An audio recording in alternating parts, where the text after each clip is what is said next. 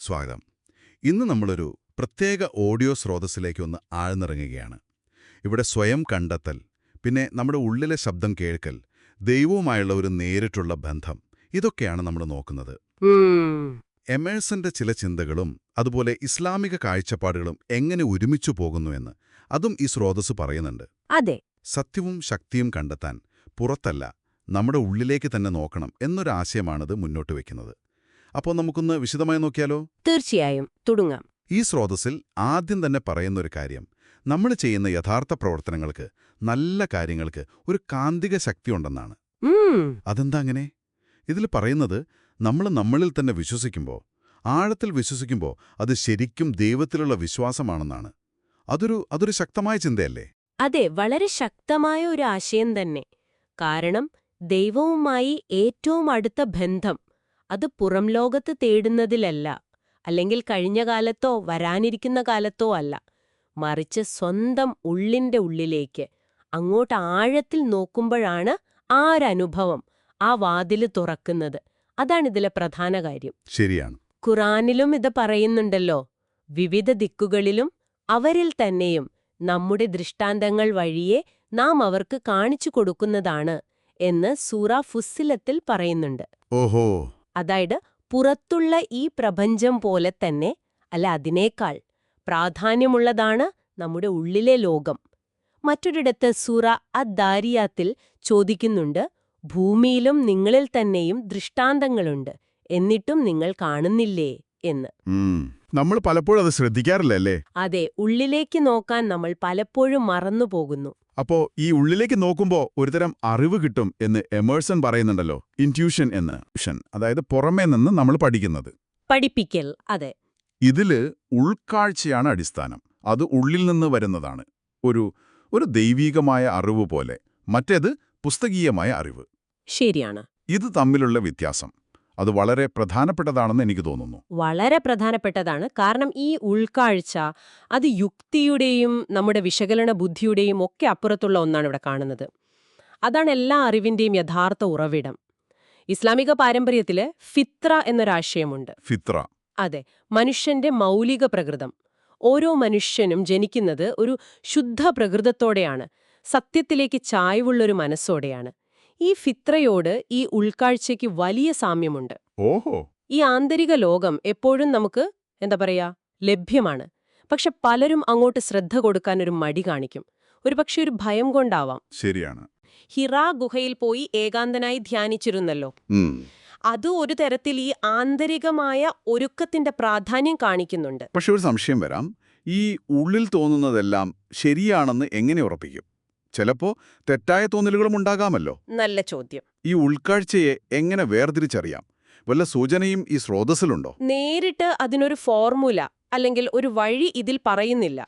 പക്ഷേ ദൈവവുമായുള്ള നേരിട്ടുള്ള ബന്ധം ശുദ്ധമാണെന്നും അതിൽ ഇടനിലക്കാരുടെ ആവശ്യമില്ലെന്നും പറയുമ്പോൾ ഒരു സൂചനയുണ്ടല്ലേ? അതായത് വളരെ സത്യസന്ധമായിട്ട് പൂർണ്ണ മനസ്സോടെ നമ്മൾ ദൈവത്തിലേക്ക് തിരിയുമ്പോൾ കിട്ടുന്ന ഒരു പ്രചോദനം. ഒരുപക്ഷെ അതാവാം ഈ ഉൾക്കാഴ്ച. നിന്നെ മാത്രം ഞങ്ങൾ ആരാധിക്കുന്നു, നിന്നോട് മാത്രം ഞങ്ങൾ സഹായം തേടുന്നു എന്ന് ഫാത്തിഹയിലുണ്ടല്ലോ. അതെ. അതുപോലൊരു ആത്മാർത്ഥവും നേരിട്ടുള്ളതുമായൊരു ബന്ധം. അതിൽ നിന്നാവാം യഥാർത്ഥ ഉൾവിളി ഉണ്ടാവുന്നത്.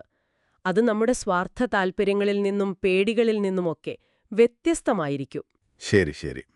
അപ്പോ ആത്മാവും ദൈവവും തമ്മിലുള്ള ആ നേരിട്ടുള്ള ബന്ധത്തിനാണ് പ്രാധാന്യമെങ്കിൽ പിന്നെ പാരമ്പര്യങ്ങൾ, പൂർവികരുടെ മാതൃകകൾ, അതിനൊക്കെ എന്ത് സ്ഥാനമാണുള്ളത്? അവിടെയാണ് ഈ സ്രോതസ് കുറച്ചുകൂടി ഒരു ശക്തമായ നിലപാടെടുക്കുന്നത് കാണുന്നത്.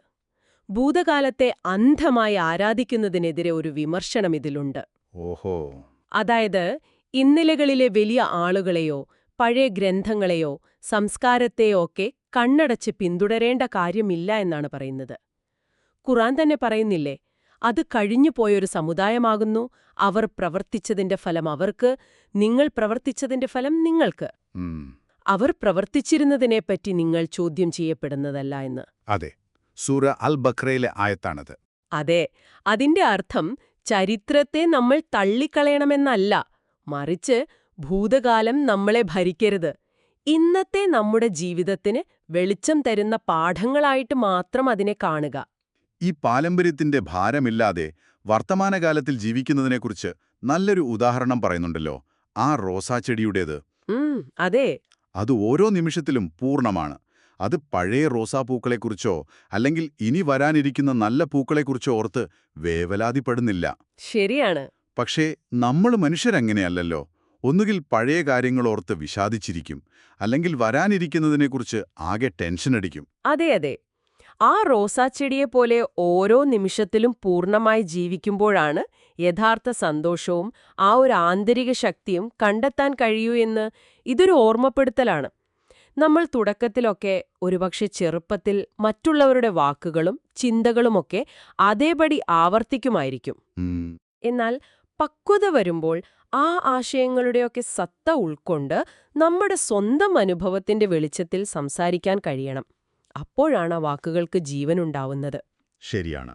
നമ്മൾ ആത്മാർത്ഥമായി ജീവിക്കുകയാണെങ്കിൽ സത്യം നമുക്ക് മുന്നിൽ തെളിഞ്ഞുവരും.